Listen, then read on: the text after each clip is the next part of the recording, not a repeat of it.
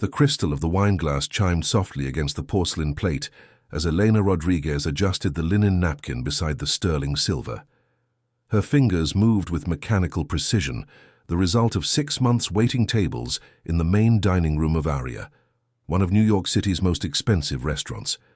The amber light from the French chandeliers danced across the tables, creating an atmosphere of opulence that contrasted brutally with the cramped apartment in the Bronx, where her family waited for her every night.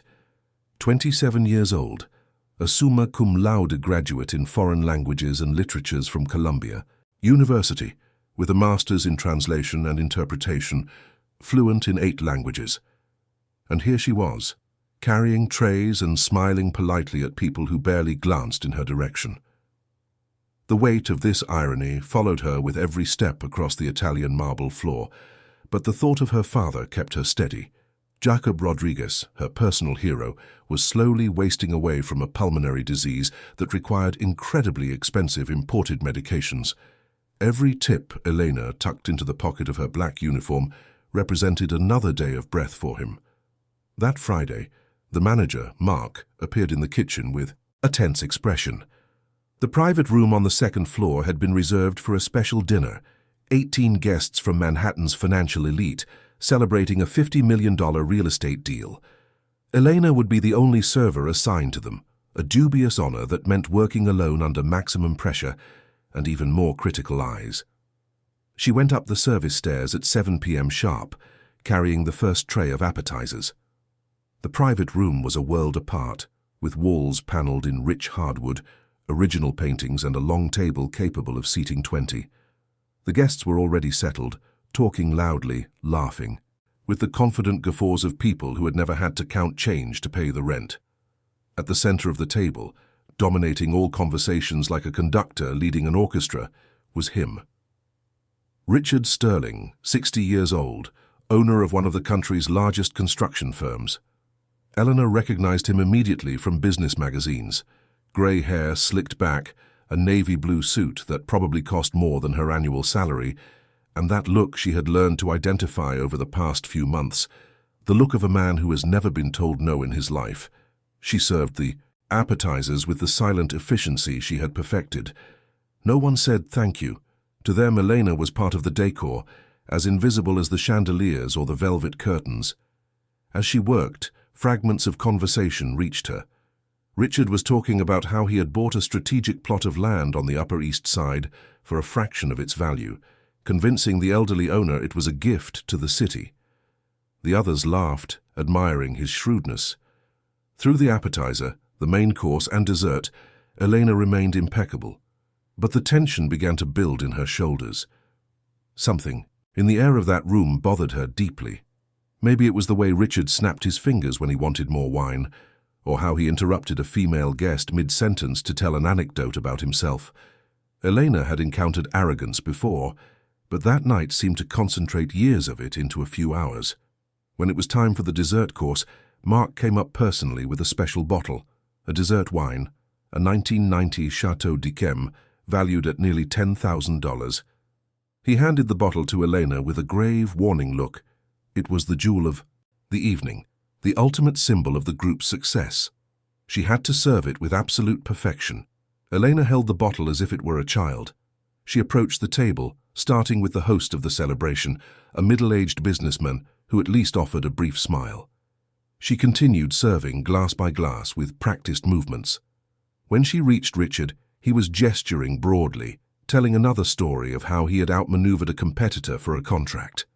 She positioned herself beside him, waiting for a pause in the conversation. There was none. Richard kept talking, his arms moving through, the air like wings. Elena calculated the moment, began to tilt the bottle over his glass. That's when it happened. Richard turned abruptly to grab a document another guest was showing him, his elbow striking Elena's arm directly. The bottle wobbled dangerously. By pure instinct and training, Elena managed to stabilize it, spilling only a few drops on the tablecloth, far from anyone. Her heart was pounding, but she kept her expression neutral, hoping the moment would go unnoticed. It didn't. Richard turned to her with an expression Eleanor would never forget. It wasn't ordinary irritation. It was pure disdain.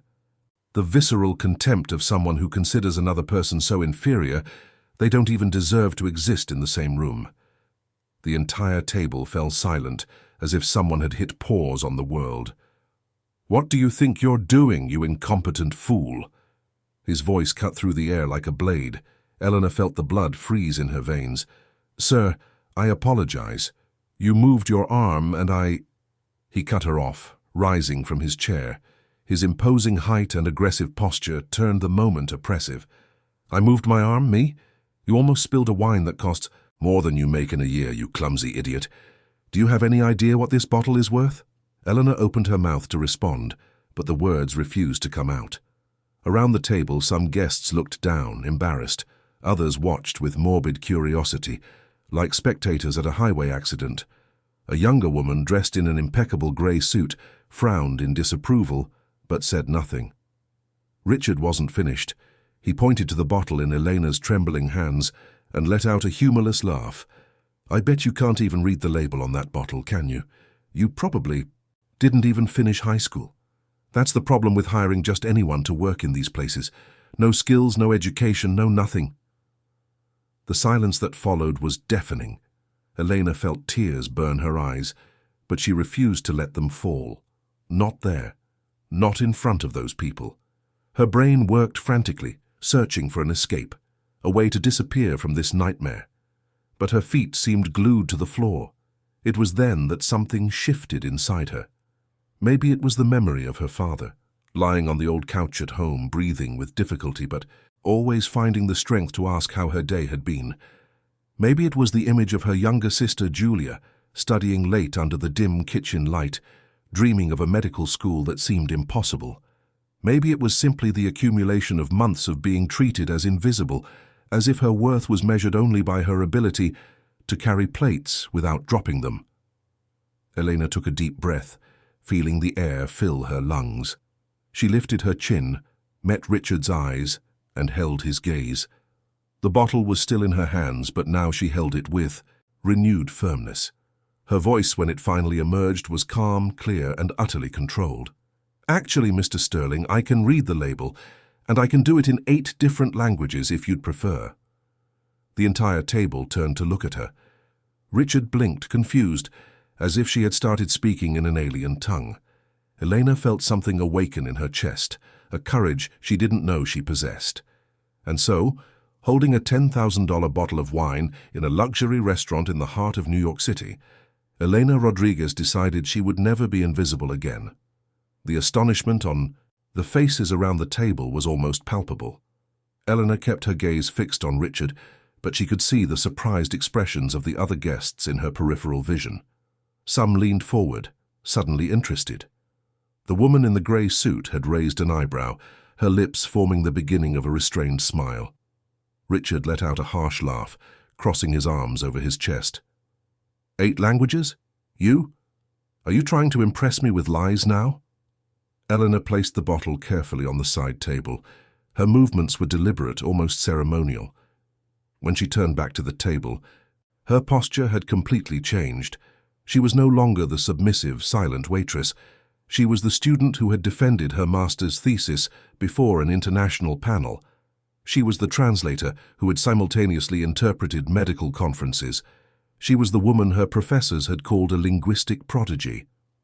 "Chateau d'Yquem, 1990 vintage," she began, her voice taking on an almost professorial quality. "This wine is produced in the Sauternes region of Bordeaux, France. The label is in French, naturally, but I can translate it into Italian if you'd like.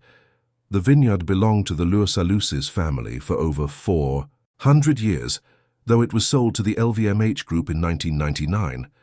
She paused, watching Richard. The businessman had lost some of his color, but still maintained a defiant expression. Around the table, however, the interest was genuine. A man with a grey beard leaned over to whisper something to the woman beside him. Elena continued, each word chosen with surgical precision. "The 1990 vintage is particularly special because it was an exceptional year for Botrytis cinerea, the noble rot responsible for the sweetening of the Semillon and Sauvignon Blanc grapes. The perfect weather that year, with foggy mornings and Sunny afternoons created the ideal conditions for sugar concentration in the grapes. She picked up the bottle again, swirling it gently so the light from the chandeliers illuminated the golden liquid inside. The fermentation process takes years, and this particular wine has notes of acacia honey, crystallized apricot, saffron, and a subtle hint of ginger. It should be served between 50 and 54 degrees Fahrenheit, and it pairs perfectly with foie gras, blue cheeses like Roquefort, or desserts based on caramelized fruits. The silence in the room had changed in quality. It was no longer the embarrassed silence of public humiliation. It was the silence of incredulous admiration. Eleanor felt a wave of satisfaction course through her, but she kept her expression serene. "If you'd prefer," she continued, her voice growing firmer, "I can explain all of this in English, Spanish, German, Russian, Mandarin, Japanese, or Arabic. Pick a language." Richard opened and closed his mouth a few times, like a fish out of water. His face was red now, a mixture of anger and shame. "This proves nothing," he finally managed to say, his voice sounding hollow. "You memorize some facts about wine. Anyone can do that." Elena felt something break inside her. It wasn't exactly anger. It was the release of months of self-imposed silence, of forced smiles, of accepting being treated as less than human. She had endured it all for her father, for her family, for survival. But now, in that moment, she realized there was a limit to how much a person could diminish themselves. "You're right," she said, her voice low but clear. "Anyone can memorize facts about wine, just as anyone can make enough money to buy an expensive bottle. But not just anyone possesses enough class to treat other people with basic respect." A murmur went through the table. The woman in the grey suit was no longer smiling discreetly. Her smile was open now, almost proud. The grey-bearded man was slowly tapping his fingertips on the table, a thoughtful gesture. Elena felt the words flow from her like a river that had finally broken a dam. "My name is Elena Rodriguez. I'm 27 years old. I graduated from Columbia University with academic honors in foreign languages and literatures. I completed my master's in translation and interpretation with a thesis on translating cultural nuances in contemporary Japanese literature, a paper that was published in 3 international academic journals." She paused, looking at the faces around the table. She had everyone's absolute attention now. Even Richard, despite his furious expression, was listening. "I speak English, Spanish, French, Italian, German, Russian, and Mandarin fluently. I've worked as a simultaneous interpreter at international conferences. I've translated contracts for multinational corporations. I've tutored diplomats. And I'm here," she continued, her voice thickening slightly with emotion, "working as a waitress. Not because I lack qualifications, not because I lack education, not because I have nothing, as you so kindly suggested. I'm here because my father is facing a health condition that requires expensive treatments. Because my mother works 12 hours a day at a department store downtown, and it's still not enough. Because my younger sister dreams of becoming a doctor, and someone has to pay for her books." The tears finally escaped, sliding silently down her cheeks, but Elena didn't wipe them away. She let them stay there, silent witnesses to her truth. "So, Mr. Sterling, you were right about one thing. This wine really does cost more than I make in a year. A lot more, but I have something that all your money can never buy." "And what would that be, girl?" Richard practically spat the words, but his voice trembled slightly. "Dignity," Elena answered simply. "Class. The ability to look at another human being and see them as an equal, regardless of their profession or bank account. You can buy this entire restaurant. You can buy 100 bottles of this wine. You can buy apartments and cars and whatever else your money can reach, but you can't buy genuine respect, and you certainly can't buy the decency that would stop you from humiliating a person who is just trying to do her job." The silence that followed was absolute. Eleanor could hear her own breathing, the faint hum of the air conditioning, the distant clinking of plates and silverware from downstairs. She felt simultaneously drained and invigorated, as if she had run a marathon and crossed the finish line. It was the woman in the grey suit who broke the silence.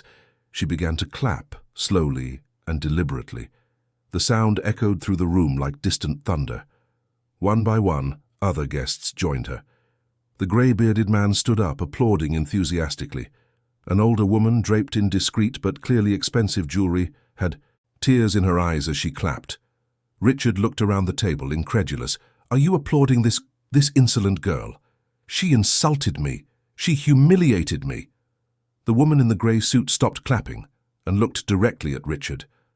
"No, Mr. Sterling. She defended herself. There's a crucial difference between those two things, a difference you apparently never learned." Eleanor realized she was shaking. The adrenaline that had sustained her during the confrontation was beginning to dissipate, leaving only the terrifying realization of what she had done. She had just confronted one of the most powerful men in New York. She would probably lose her job. She might never work in a decent restaurant in the city again. How would she pay for her father's medicine now? But before the panic could completely take hold, the woman in the grey suit stood up and walked over to her. Up close, Elena could see she was younger than she'd initially thought, maybe in her early 40s. Her eyes were kind, but there was steel in them too. "My name is Rebecca Cole. I'm a lawyer specializing in labor rights and discrimination cases." She handed Elena a card. "And I've just witnessed something I rarely see, someone defending their own dignity with eloquence and courage. If this establishment has the audacity to fire you for this, I will represent you pro bono." Other guests began to approach. The grey-bearded man introduced himself as the head of human resources for a major multinational corporation. An elegant woman revealed she owned a translation agency. A young entrepreneur, who had been quiet throughout the scene, said his tech startup desperately needed someone with her qualifications for international expansion. Eleanor accepted the cards with trembling hands, unable to fully process what was happening. It was as if she had stepped through a looking glass and found a different world on the other side. In the midst of the commotion, no one noticed when Richard left the room, his face a mask of contained fury. But Elena noticed, and a small but persistent part of her whispered that this was far from over. The sound of voices from downstairs alerted Mark, the manager, that something was wrong. When he hurried up the stairs and entered the private room, he found a scene he could never have imagined. Eleanor was surrounded by guests, all talking at once, offering cards and opportunities. In the corner of the room, Richard Sterling was adjusting his jacket with sharp movements, his face still red with anger.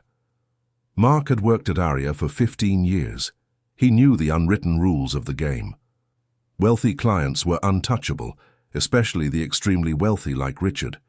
But he also knew Elena. In the 6 months she had worked there had never been a single complaint. She was punctual, efficient, polite. Several times he had found her studying dictionaries during her breaks, always improving, always striving to be better. "What happened here?" he asked, trying to keep his voice neutral. Richard spun on him like a storm. "What happened? Your employee insulted me in front of everyone. I demand she be fired immediately." Mark looked at Eleanor, then at the other guests. The woman who had introduced herself as Rebecca Cole stepped forward. "With all due respect, sir, what happened here was an admirable display of courage. Mr. Sterling publicly humiliated your employee, questioning her intelligence and education in a completely baseless manner. Miss Rodriguez simply defended herself, and she did so with a dignity many of us here wish we possessed." Other guests murmured, in agreement. An elegant man added that he had witnessed everything and that Richard had been completely out of line. Mark felt the ground shift beneath his feet. This was uncharted territory. Normally, in these situations, the customer was right, always. But now 17 of the 18 guests were clearly on Elena's side. Elena stepped forward, her voice tired but firm. "Mark, I understand if you have to let me go. It wasn't my intention to cause any trouble for the restaurant. She hesitated, discreetly wiping away a tear. "I couldn't stay silent anymore." Mark looked at the young woman. He saw the impeccable uniform, the straight posture despite the visible exhaustion, the red but still dignified eyes. He thought of the countless nights she had stayed late to help organize the stockroom without asking for overtime.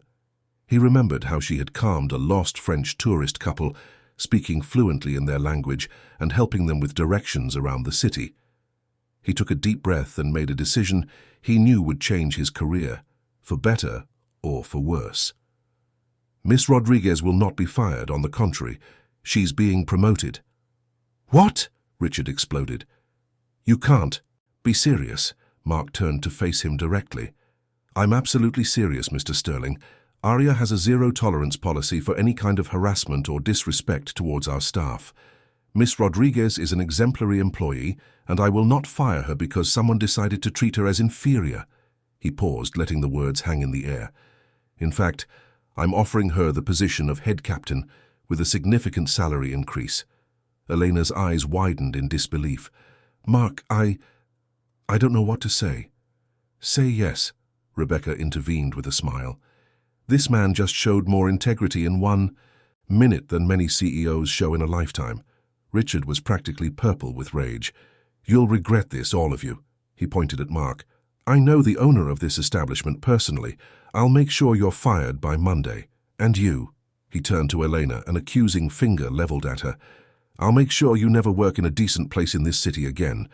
I'll use every contact I have to burn your name. When I'm done, you won't even get a job at a diner. The silence that followed was tense. Eleanor felt her stomach churn. She knew that men like Richard didn't make empty threats. He had the power and the resources to follow through. What had she done? In a moment of courage, she had possibly destroyed not only her own career, but Mark's as well. Before anyone could respond, the door opened again. A tall man with white hair and gold-rimmed glasses entered the room. He wore a discreet but clearly expensive suit, and there was something about his presence that commanded immediate respect. Mark straightened up instantly. Mr. Davies, he said, surprised. We didn't know you were in the restaurant tonight. Albert Davies, the owner of Aria, looked around the room with an unreadable expression. I was having dinner downstairs with my wife when one of the waiters mentioned there was a situation up here. He walked slowly to the center of the room, his hands in his pockets. Does anyone care to explain what's going on? Richard was the first to speak, his voice regaining some of its arrogance.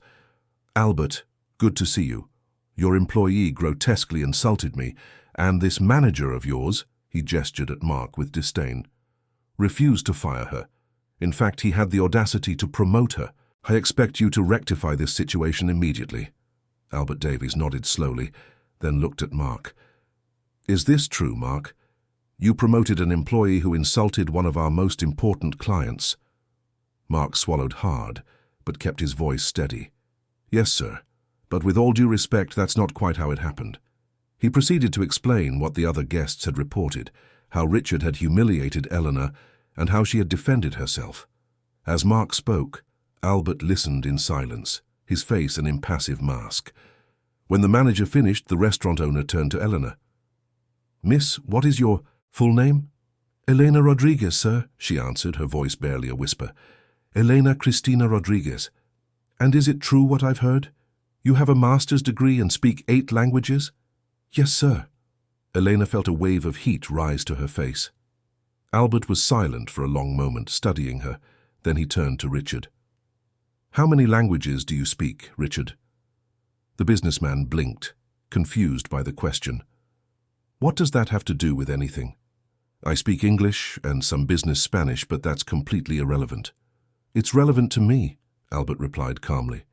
You see, I built this restaurant on a very simple philosophy. Excellence and respect. Excellence in the food, the service, the ambiance. And respect. Respect for every single person who walks through these doors, whether they're a customer, a supplier, or an employee. He walked until he was standing directly in front of Richard. You're an important client, Richard. You've spent a lot of money here over the years, but money doesn't buy you the right to humiliate my staff. He turned to Elena. Miss Rodriguez deserves an apology.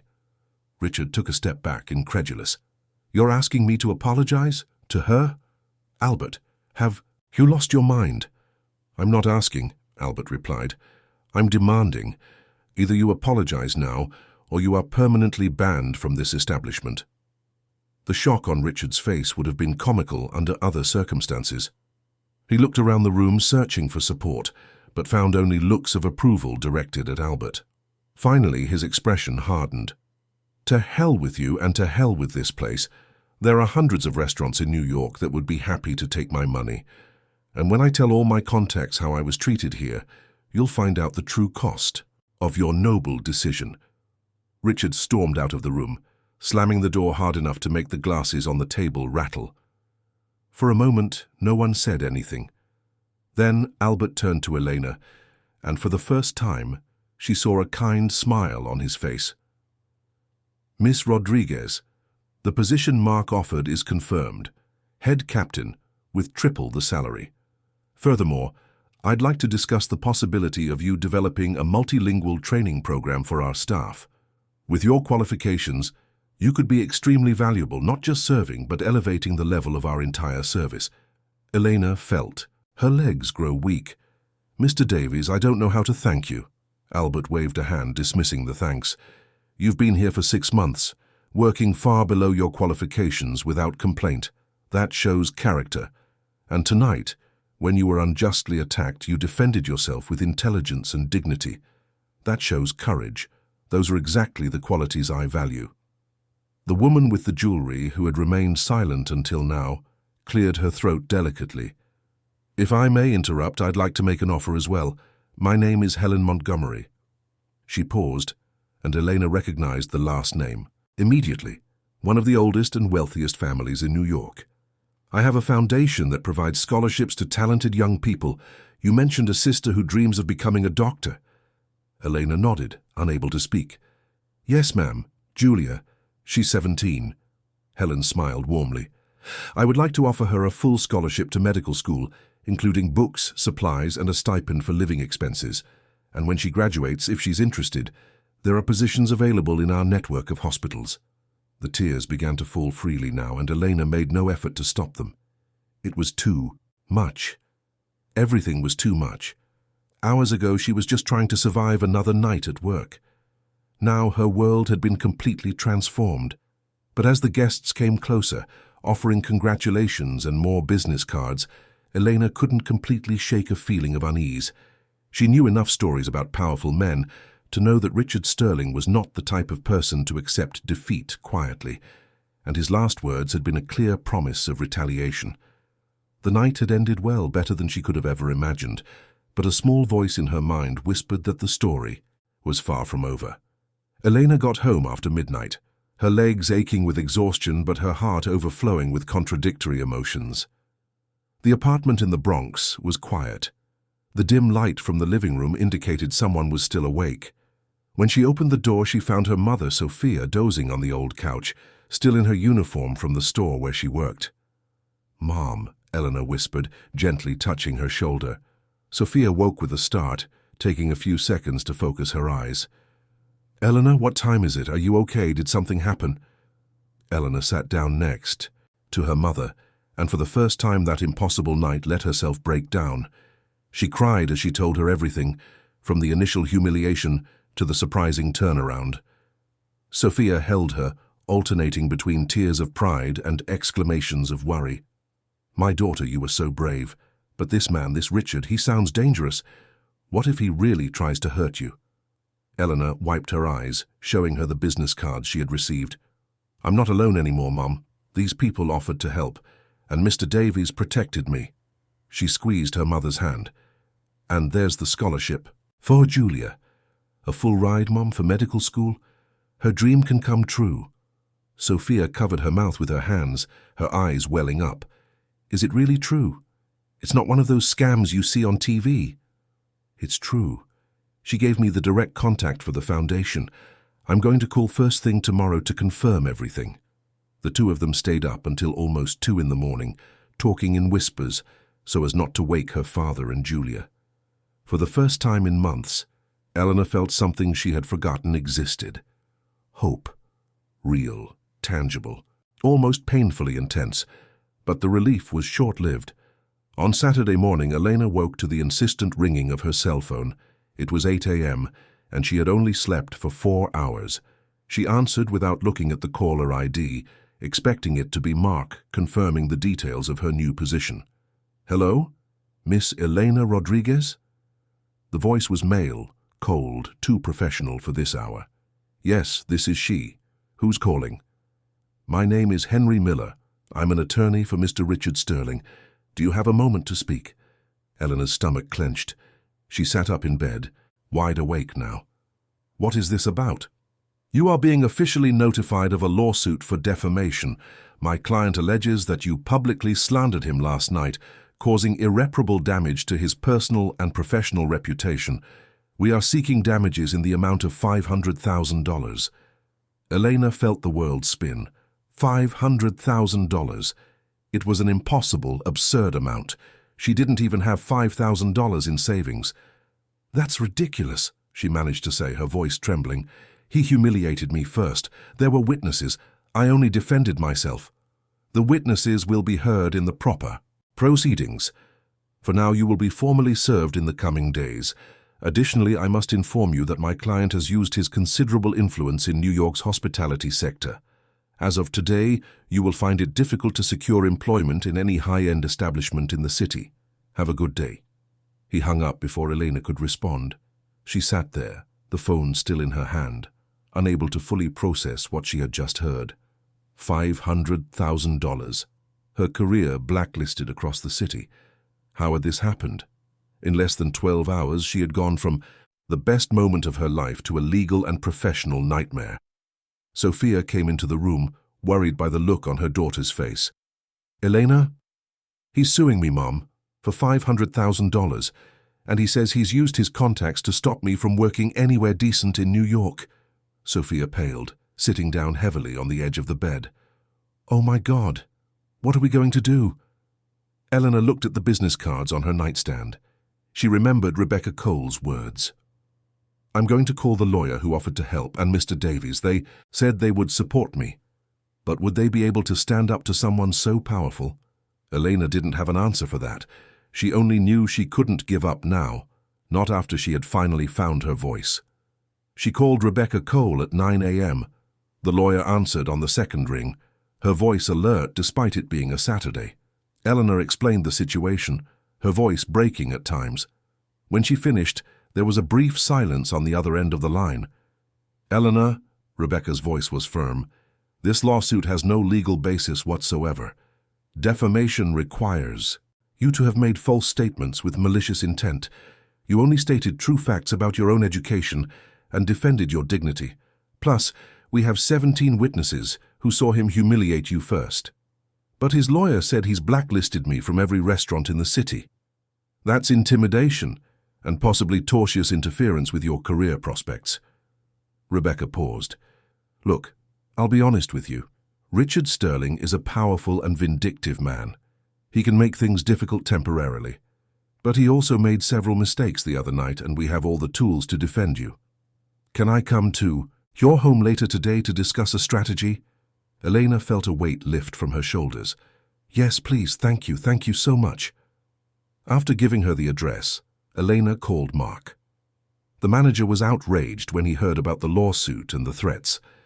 He promised to speak with Albert Davies immediately and assured her that the restaurant would make a public statement in support of Elena if necessary. At 2 p.m., Rebecca arrived at the Rodriguez family's apartment. She was dressed casually in jeans and a simple blouse, but she still exuded a professional confidence that immediately put Eleanor at ease.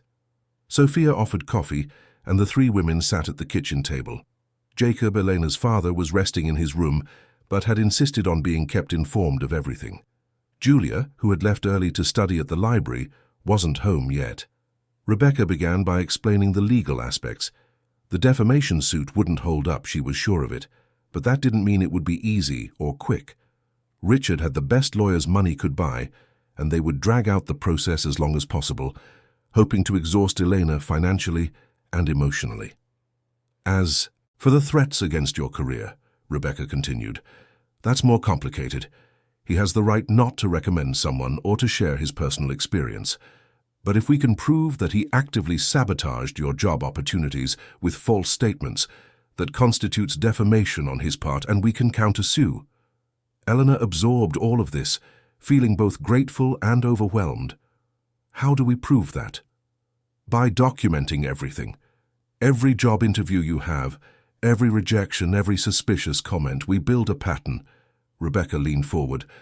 But here's the good part. You're no longer just depending on restaurant jobs.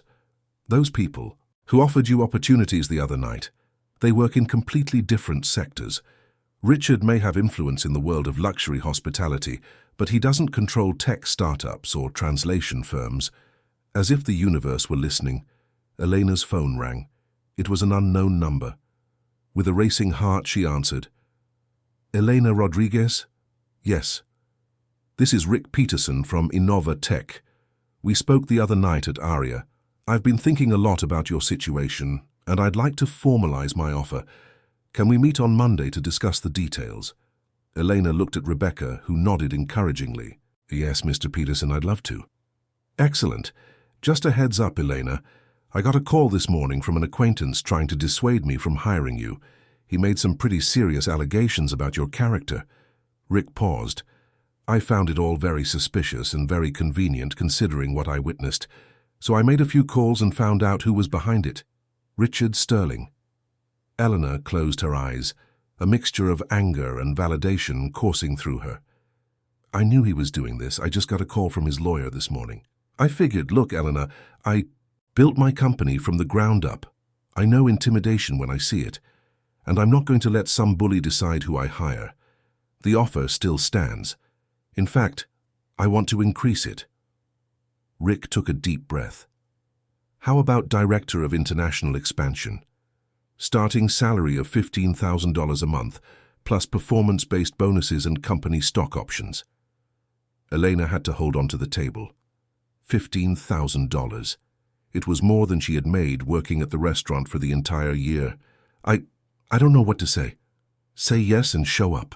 They're at our office on Park Avenue at 9 a.m. on Monday. I'll email you the details. And Elena, don't let this guy intimidate you.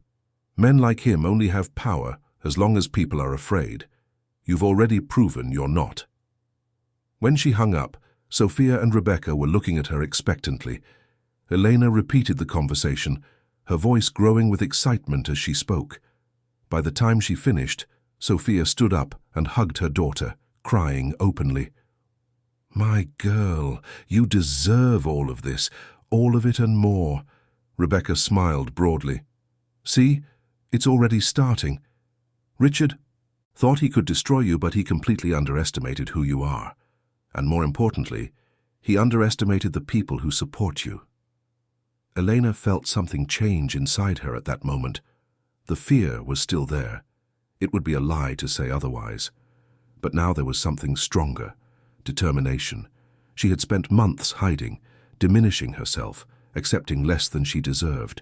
Not anymore. If Richard Sterling wanted a war, she would prove he had picked the wrong opponent. Monday arrived faster than Elena expected. She woke at 6 a.m. long before her alarm, her stomach churning with anxiety and excitement. The Innova Tech office was on Park Avenue, one of the most prestigious addresses in New York. It was a world away from the Bronx. Sophia woke up with her, insisting on making a special breakfast. Jacob, despite his labored breathing, came out of his room to hug his daughter and wish her luck. Julia, who had finally learned everything on Sunday, was still processing the fact that she had won a full scholarship to medical school. You're going to kill it, sis, Julia said, helping Elena pick out her outfit. The simple suit she had worn to academic interviews years ago still fit perfectly. Elena arrived at the Innova Tech building 15 minutes early. The building was modern, all glass and steel, with an impressive lobby filled with plants and a water feature. She announced herself at the reception desk, and a young assistant led her to the 10th floor. Rick Peterson greeted her personally, a wide smile on his face. He was younger than Elena had imagined, probably in his mid-30s, wearing jeans and a button-down shirt with no tie. The office had that startup aesthetic, open spaces, shared desks, a game room visible through glass doors. Elena, welcome to Innova. Rick shook her hand warmly. Let's head to my office.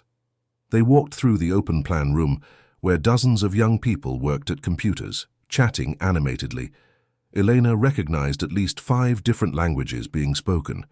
Rick noticed her interest. We're a pretty international team here. We have employees from 17 different countries. That's why your language skills are so valuable to us." He opened the door to a glass-walled conference room. "Have a seat, please." For the next hour, Rick explained the company's vision. Innova Tech developed business management software and was expanding into international markets. They had potential clients in Europe, Asia, and Latin America, but faced huge challenges with communication and cultural adaptation. "That's where you come in," Rick said, pushing a document across the table.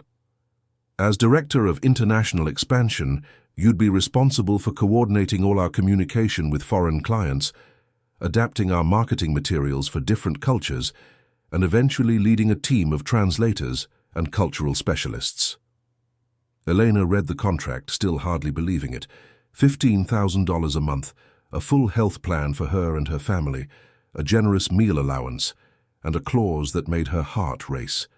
3% share in the profits of the international division once it was officially established. "This is more than generous," she said, her voice thick with emotion. Rick leaned back in his chair. "Eleanor, let me be frank with you. Friday night, when I saw you stand up to that man, I saw someone with a backbone of steel. In the startup world, that quality is worth its weight in gold. We can teach technical skills, but we can't teach courage or integrity." He paused. "Besides, your qualifications are genuinely impressive. You're overqualified for this position." "And what about Mr. Sterling?" Elena had to ask. "He's not just going to give up." "Probably not. But here's the thing, Elena. Richard Sterling has influence in the old business world, the traditional restaurants, the exclusive clubs, that sort of thing. But in the tech sector, he has zero power. In fact, many of my contacts have already heard about what happened, and the reaction has been uniformly in your favor. Social media can be cruel, but sometimes it can also be just." Elena would have signed the contract right there, but Rebecca had advised her to always read everything carefully first and ask for a day to think it over. Rick readily agreed and offered a tour of the office. As they walked, Elena was introduced to several employees. A Chinese developer chatted with her in fluent Mandarin, clearly impressed. The sales manager, who was German, made jokes in his native language that Elena understood and genuinely laughed at. With each interaction, she felt her confidence grow. She belonged here. After months of feeling out of place and diminished, she was finally in an environment where her skills were valued. On her way home, Elena stopped at a coffee shop to call Rebecca and report on the meeting. The lawyer listened attentively and approved of the contract, saying she would review the details later, but that it seemed legitimate and fair. "There's more news," Rebecca said. "I spoke with some of the other people who were at the dinner on Friday. Helen Montgomery has confirmed the scholarship for your sister. The paperwork is already being prepared, and the HR director from the multinational also wants to schedule a meeting with you. Apparently, they have an opening for an interpreter at a UN conference in New York next month." Elena had to sit down, on a bench on the sidewalk, her legs suddenly weak. It was too much, everything was happening too fast.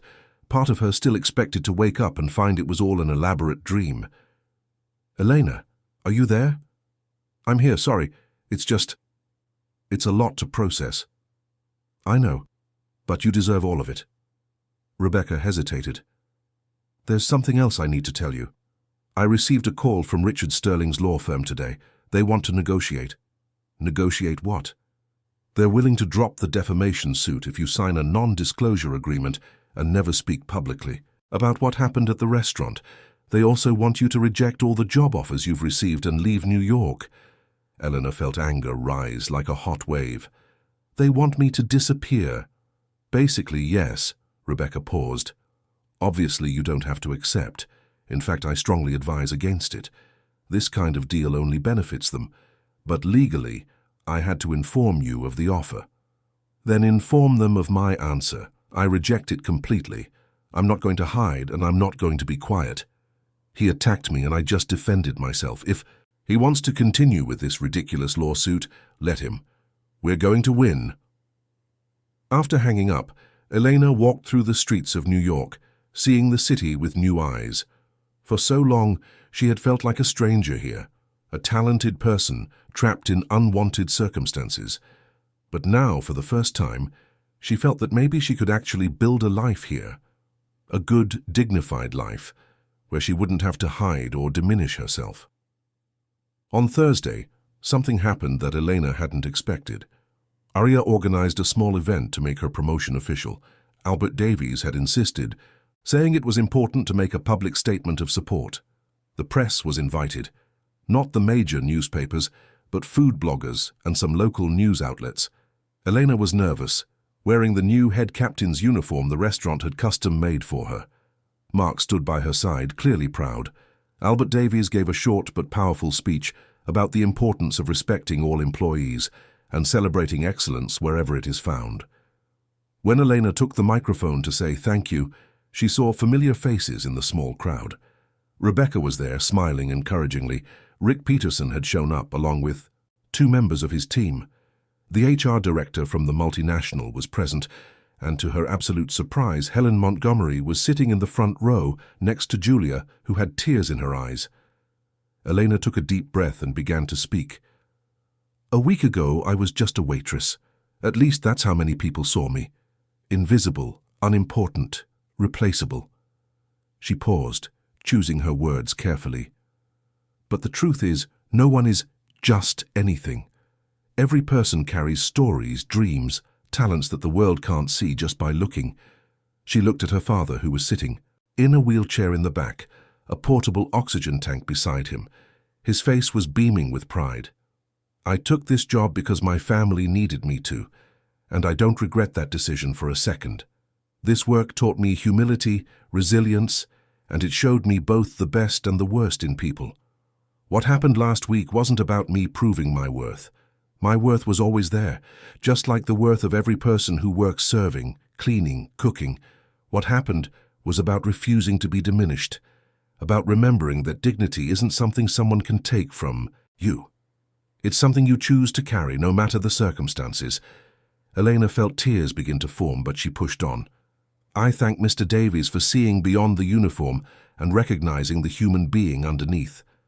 I thank all the people who supported me, who offered me opportunities, who chose to stand on the side of what's right instead of what's convenient." She looked directly at a camera that was recording. "And to anyone watching who has ever felt invisible, who has ever been treated as less because of your job or your circumstances, I want you to know, you matter. Your skills matter. Your story matters. Never let anyone convince you otherwise." The applause was warm and prolonged. Several people were openly crying. When Eleanor stepped down from the small makeshift stage, she was enveloped in hugs from all sides. Julia hugged her so tightly she almost knocked her over. "You're my hero, sis," Julia whispered. That night, Eleanor went home exhausted but happy. The video of her speech was already circulating on social media, with thousands of views and emotional comments. Her story was spreading, touching people she would never meet.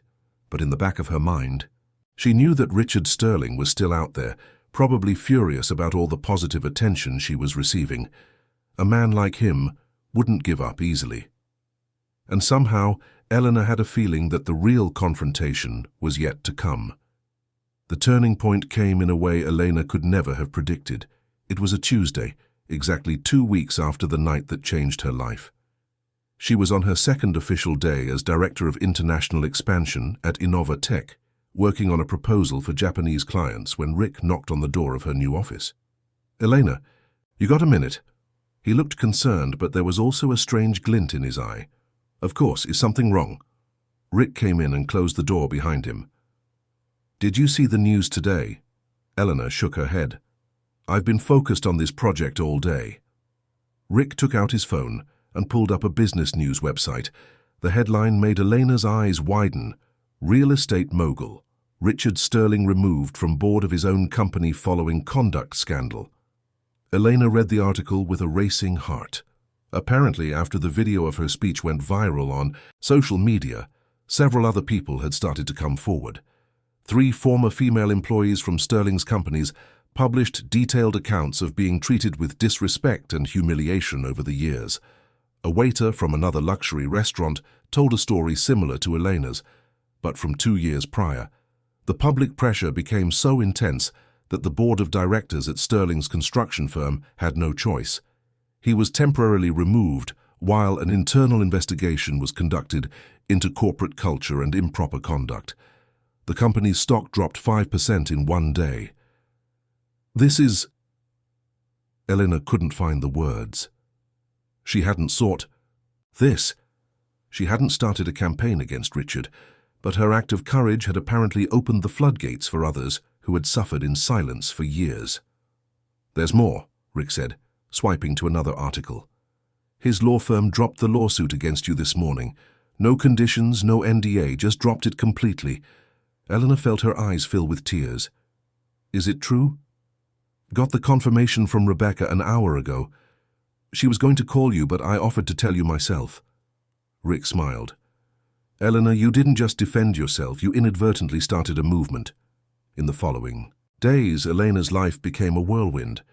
She was invited for an interview on a morning TV show, where she spoke about dignity in the workplace and the importance of valuing people in all professions. The video of that interview also went viral, reaching millions of views. Helen Montgomery called to inform her that her foundation was expanding its scholarship program, inspired by Elena's story. They would now offer 50 annual scholarships to talented young people from low-income families, covering not just undergraduate but also graduate studies. Aria saw a 30% increase in reservations. Apparently, people wanted to dine at the restaurant that had stood by its employee. Albert Davies called personally to thank Elena, saying she had done more for the place's reputation in 2 weeks than any marketing campaign could. But it was on a Friday, exactly 3 weeks after that fateful night, that the most surprising moment of all occurred. Elena was finishing her workday when the receptionist called her office. "Elena, there's someone down here who would like to speak with you. Says it's urgent." "Who is it?" "A gentleman. He wouldn't give his name, but he said you'll want to hear him out." Elena went down to the lobby with a tight feeling in her chest, half expecting trouble. When the elevator doors opened, she stopped short. There stood Richard Sterling. He looked different, older somehow. His shoulders were no longer squared with that characteristic arrogance. He was alone, no security or assistants, wearing a simple suit. When he saw Elena, something flickered across his face. Shame, perhaps. "Miss Rodriguez," he began, his voice hoarse. "I know I have no right to ask for your time, but I would like a few minutes to talk if you'll allow it." Elena looked around. The receptionist was watching, discreetly. A janitor had stopped working to watch. She could just turn her back and walk away. No one would judge her, but something in Richard's defeated posture made her hesitate. "5 minutes," she said finally. "We can talk right here where there are witnesses." Richard nodded, accepting the terms without argument. He took a deep breath. "I came in person to apologize. Not because my lawyers told me to, or because it's strategically smart, but because it's the right thing to do." Elena crossed her arms, waiting. She wasn't going to make this easy for him. "What I did to you that night was unforgivable," Richard continued. "I treated you as if you were less than human, as if your worth was determined by your temporary profession and not by who you truly are." He looked down at his own hands. "I've spent 60 years of my life building an empire, and in the process I forgot what it means to treat people with basic decency." Elena remained silent. Part of her wanted to accept the apology immediately, to put it all behind her. But another part, the part that had suffered that public humiliation, that had spent sleepless nights worrying about lawsuits and reprisals, that part wasn't ready to forgive so easily. "I've lost my position at the company I built," Richard said, his voice breaking slightly. "My reputation is destroyed. My family barely speaks to me. And you know what? I deserve all of it." He finally looked directly at Elena. "But what hurts the most aren't the professional consequences. It's realizing that I've spent decades hurting people like you, people who were just trying to do their jobs, support their families, live with dignity." There was a long silence. Elena watched the man before her, searching for signs of manipulation or insincerity, but all she saw was a broken human being, finally confronting his own failings. "Why are you really here, Mr. Sterling?" she asked calmly. "What do you want from me?" "Nothing," he answered immediately. "I don't want you to retract anything. I don't want a deal. I don't want your public absolution. I just needed you to know that I understand now. I understand what I did. and I'm going to spend the rest of my life trying to be a better person." Eleanor felt something shift in her chest. It wasn't forgiveness, not yet, but maybe it was the beginning of it. "People can change, Mr. Sterling, but change requires action, not just words." "I know." Richard took an envelope from his inner jacket pocket. "That's why I'm starting here." He held the envelope out to Elena. "Inside, you'll find a check for $1 million.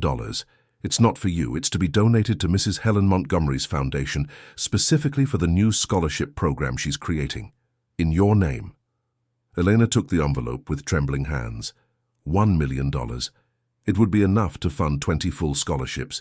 20 young people like Julia would have their lives transformed. "It's not enough," Richard admitted.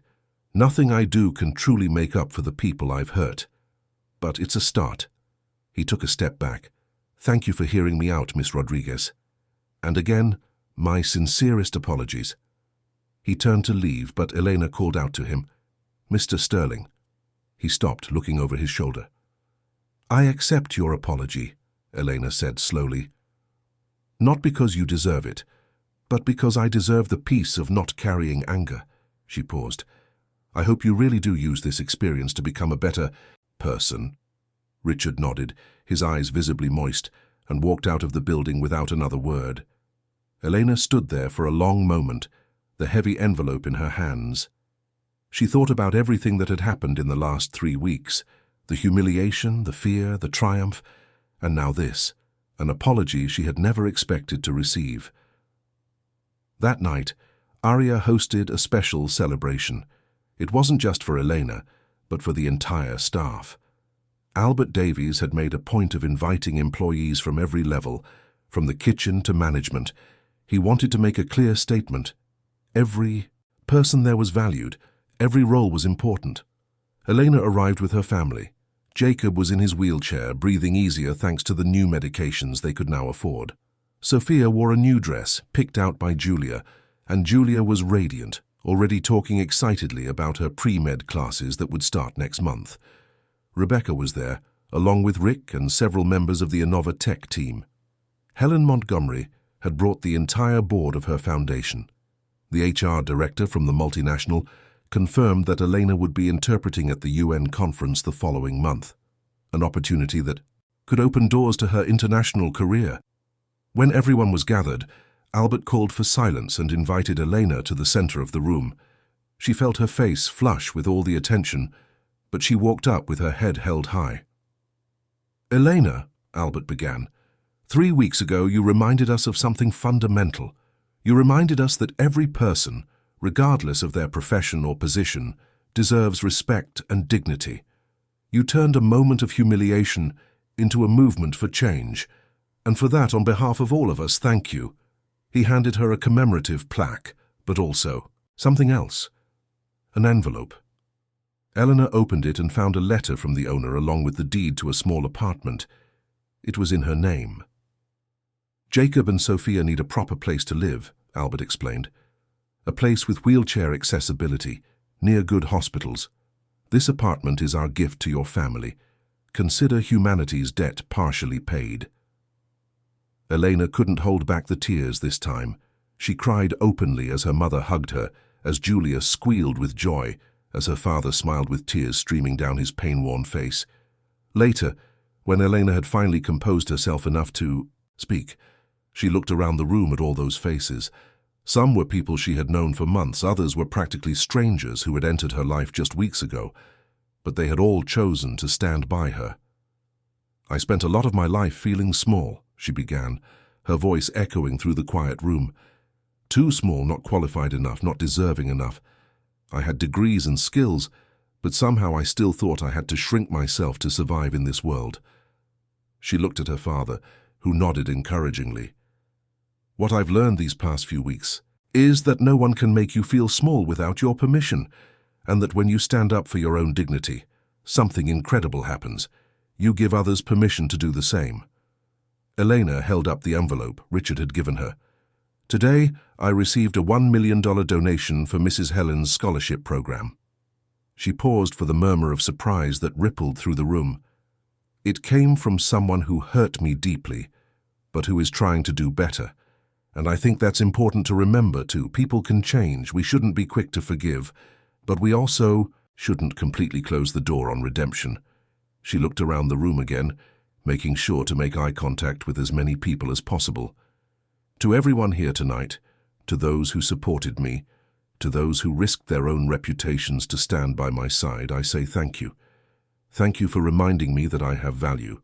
Thank you for proving that there are still good people in this world. The applause was deafening. People stood, clapped, shouted words of encouragement. Elena saw waiters, cooks, managers all applauding together, a community united not by position or salary, but by mutual respect and shared dignity. When the night ended and Elena finally returned home, with the promise of a new apartment and a future that had seemed impossible just a month ago, she paused for a moment on the street. She looked up at the New York night sky, the stars hidden by light pollution, but still there, still shining. She thought of the girl she was 3 weeks ago, carrying trays and silently accepting being treated as invisible. She thought of the woman she was now, a director at a growing company, an inadvertent advocate for workers' rights, a symbol of courage for thousands of people she would never meet. It wasn't that she had fundamentally changed. She had always been smart, always been capable, always had value. The difference was that now she knew it. And more importantly, now the world knew it too. Elena climbed the stairs to the apartment where her family still lived, knowing that in a few weeks they would move to a better place. She opened the door and was greeted by the smell of fresh coffee that Sophia always made, no matter the hour. Julia was at the kitchen table already, studying even after a night of celebration. Jacob was asleep on the couch, his breathing finally peaceful. Eleanor sat at the table next to her sister, who looked up at her with admiration. "Sis," Julia whispered, "you changed everything, for all of us." Eleanor smiled, taking her sister's hand. "No, Ju, I just stopped accepting less than I deserve. And you know what's amazing? Anyone can do that. Anyone can decide their dignity is non-negotiable." She looked around the small apartment, soon to be just a memory. It had been a home of struggles, but also of love. And now, it was the starting point for something new, something better. Elena Rodriguez, the waitress who was actually a brilliant translator, the young woman who stood up to arrogance and won, the woman who inadvertently started a movement, finally allowed herself to fully believe something that should have always been true. She was enough. She always had been. End of story. If Elena's journey touched your heart, if you saw yourself in her, or know someone who deserves to hear this message, please share this story. Subscribe to the channel for more moving narratives about ordinary people doing extraordinary things. Leave a like if you believe that every person, regardless of their profession, deserves dignity and respect. And in the comments, tell us your own story of when you stood up for your own honor, because every story of courage deserves to be heard. Together, we can create a world where no one has to feel small or invisible. Until the next story.